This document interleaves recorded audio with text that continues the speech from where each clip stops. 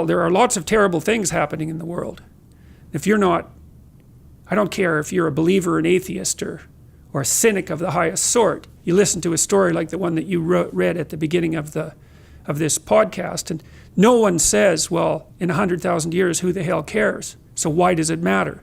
No one says that. They listen to that, not if they're human. They listen to that story and they think, that's not good. It's like, that's right, that's not good. It's not good. You should do something about that. Because it's self-evidently not good.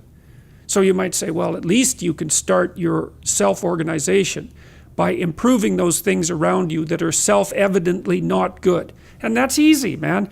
Anybody can do this. You can sit down for 10 minutes, say, well, I'm going to be honest with myself. Like, oh, that's a horrible thing to do.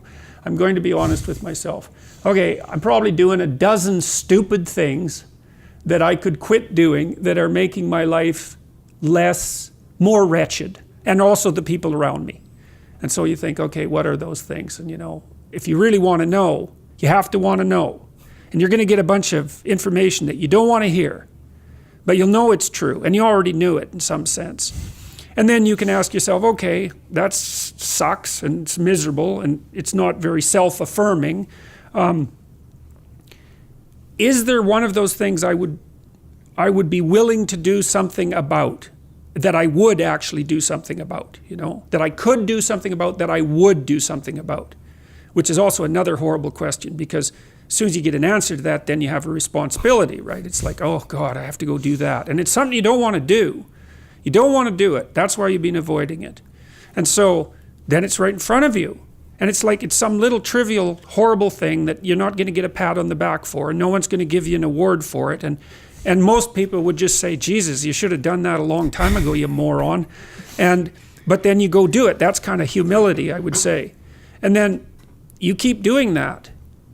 And it's like there's this injunction in the New Testament against praying in public. And it's like virtue signaling. It's like you don't pray in public because then you go out and you show everybody just what a great believer you are and how good you are. It's like, well, that's what you're doing. You're not trying to get your act together. That's something you do in private at home. You think, okay, what kind of moron am I? And what stupid things am I doing? And then what could I possibly do to get rid of one of those a little bit now? Well, anybody can do that. And that's associated with these great evils, in this way that we've already described. It's like you're improving your character, and you're constraining the kinds of actions and perceptions that you have that are going to make you sick of life and work against it.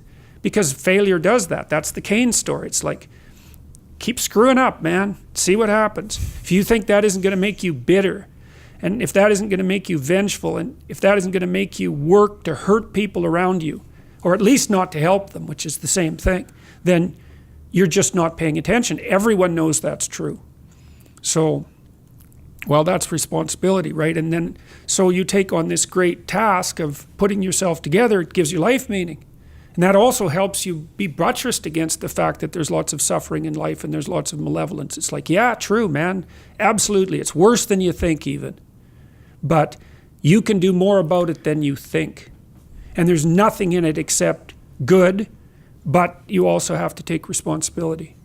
So that's the thing. You got to decide if that's what you're going to do. But you don't get to whine about it if you don't, because you haven't tested it. So